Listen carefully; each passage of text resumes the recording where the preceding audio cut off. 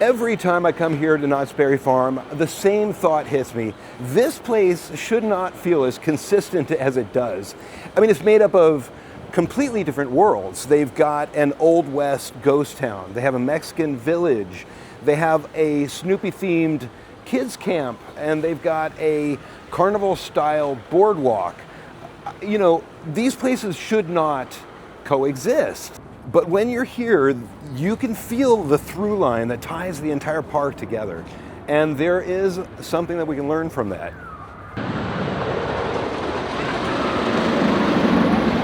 I'm David Block. Welcome back to Designed in the Wild.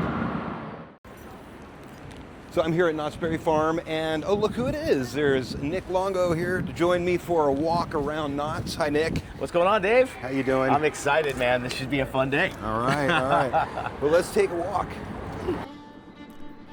We're walking around the park today with Nick Longo, who is a brand strategist, a professor of design at Cal State Northridge, and he's hosted over 100 episodes of Adobe Live's Office Hours. He's also spoken at events like Adobe Max and Creative South.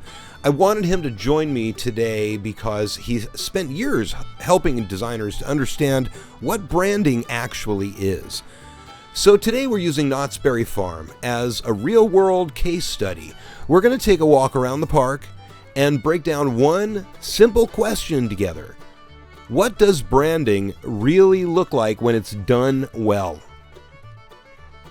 Everybody seems to think that branding is just a logo, but here at Knott's Berry Farm, that's just not the case, and we're going to prove that to you today.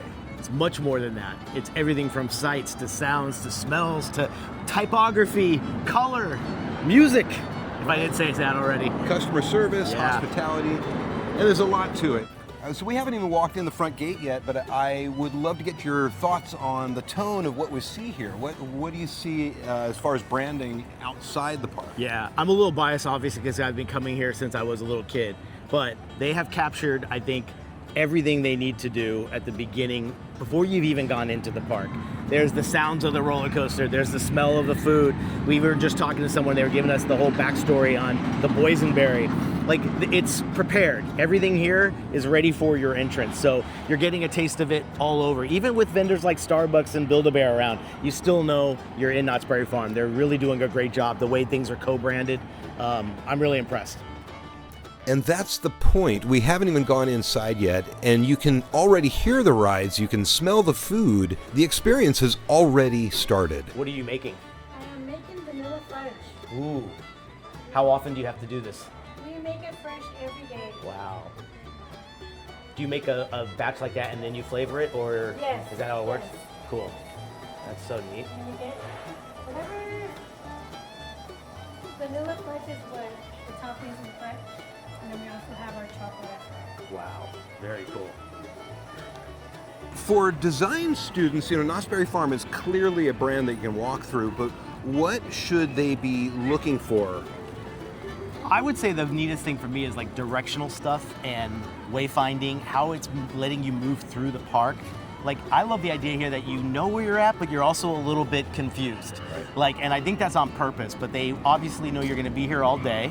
And I think that's the way you discover, and if you're curious, you're gonna find all these little nooks and crannies. I mean, I've been here hundreds of times, and I'm still discovering new things. But I'd look for the way certain lands are laid out.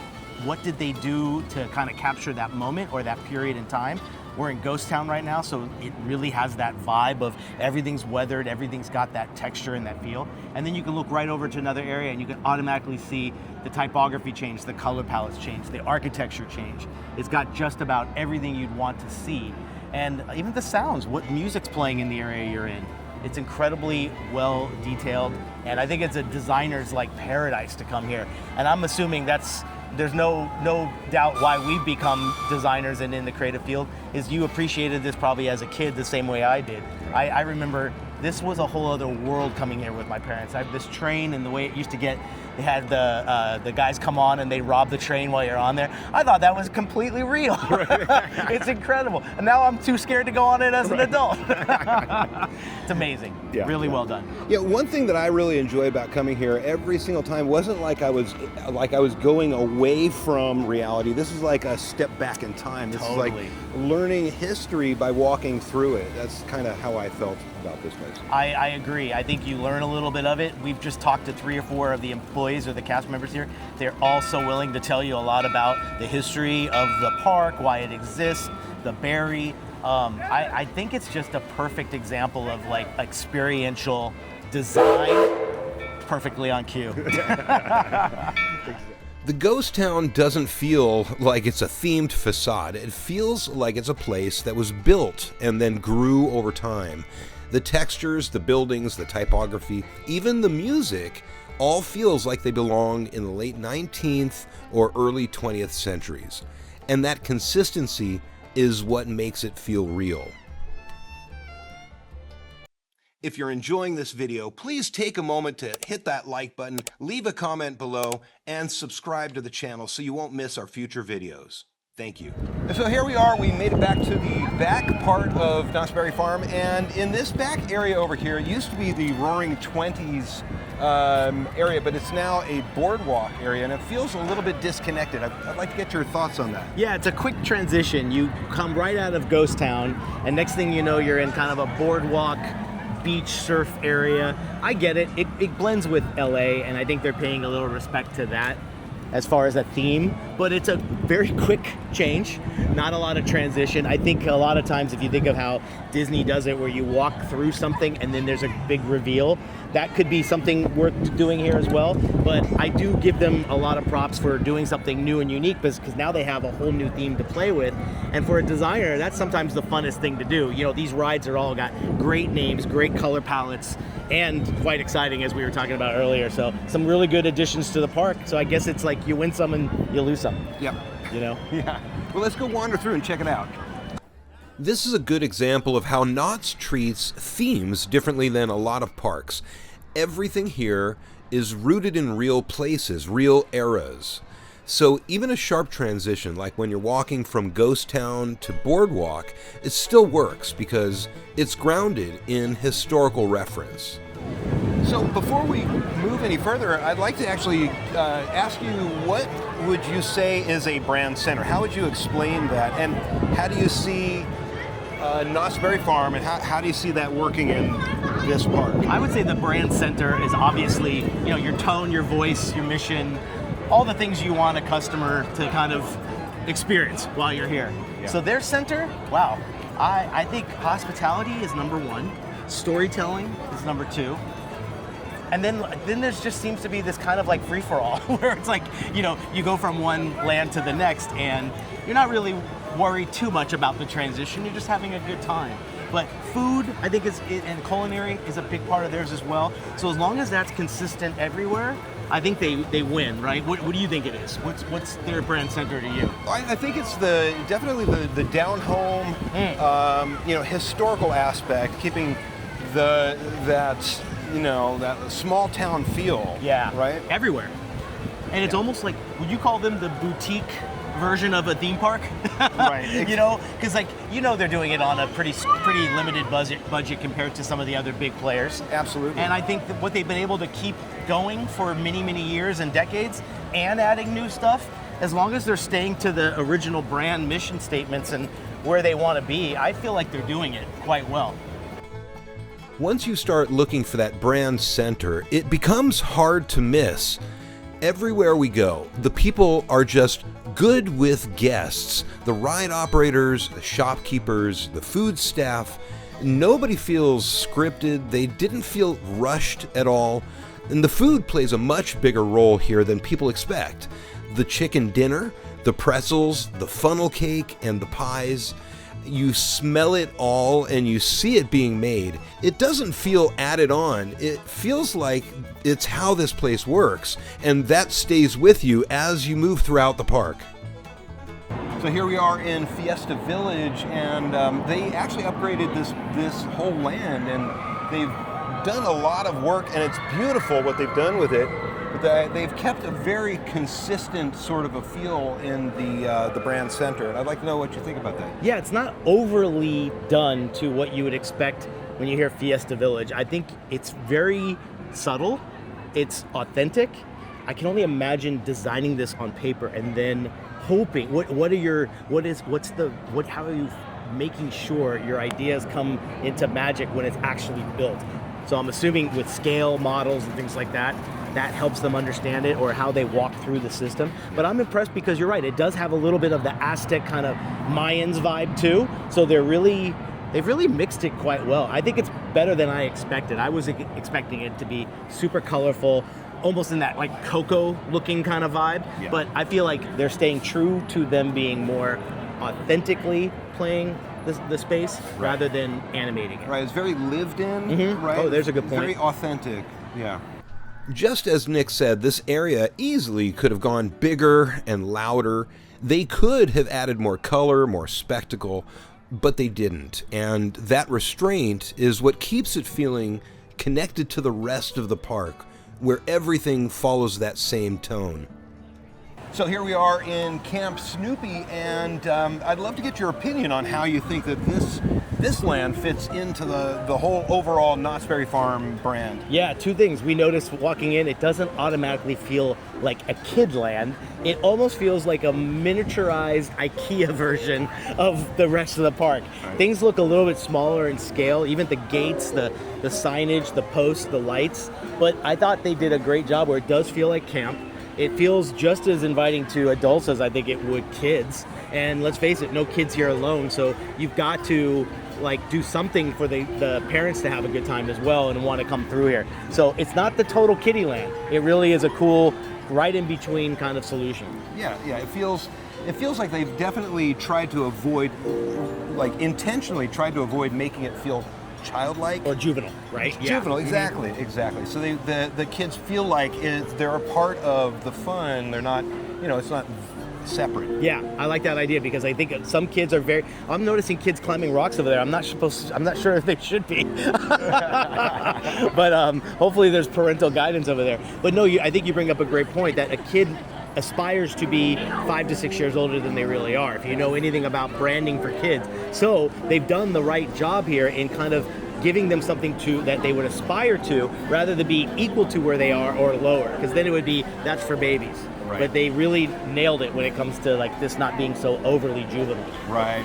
And then if you look at the rides that they've added in here, once again, it's not like carnival rides. They've got this one over here with it's like a roller coaster where the thing is actually they're spinning in place as they move around the roller coaster. So it's really ingenious the way that they've included more adult feeling. Or even say a family ride, because what other rides can everyone go on? Right. I don't think they want to have it where 2 people stay, 2 people go. They're finding ways to make rides that I think everybody wants to go on. Right. Exactly. The scale is smaller, but the tone stays consistent, and that's what helps keep it connected to the rest of the park. So after we've walked the whole park, we've been through all the different lands, and I'd like to know, from your point of view, what is it about branding that students typically they misunderstand? Oh wow, I think you were nailing it by saying it's not all about the logo. The logo is the handshake. It's the introduction to the rest of the brand. And here, I think they get it right. I think it could easily be a logo slapping kind of situation where you just see that K or Knotts everywhere, and it's not that case. They do it with a whole system that works well, right? Typography, color. One thing I was noticing is things have to stand out, so you can't be too subtle with things. You got to get people's attention as you're walking. But they could have easily just plastered the logo all over the place, and it's not. It's really well done, and I think it shows what a good brand system could be, and it's probably ever evolving for them. I don't think it ever is done. So then, so if we talk about how Knott's Berry Farm, the origins of the brand and where it came from, and how it stayed consistent all these years, I'd like to hear what you think about that. Yeah, with perfect timing.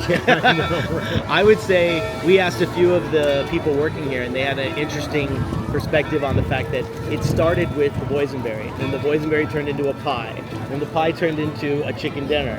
And as the line got bigger and bigger, they needed something to entertain the people while they waited. So they built a ghost town. And now, look at it here. It went from that all the way to a full-blown amusement park with 5-6 lands. It's incredible. All started with the Boysenberry that we got to see, which was pretty cool. Absolutely. Nick touched on this earlier, but the details here really matter. If you want to understand why this branding holds together, you have to understand how it started. And because it didn't start as a brand, it started as a family building a small business. Walter and Cordelia Knott moved to Buena Park in 1920 to start a berry farm, and that was the plan, farming, and that was it. By 1928, that little farm had turned into a roadside operation with a market, a nursery, and a small tea room that Cordelia ran. It wasn't flashy, it was just people selling what they grew. Then two things that everyone now associates with Knott's started to show up. First, the chicken dinner.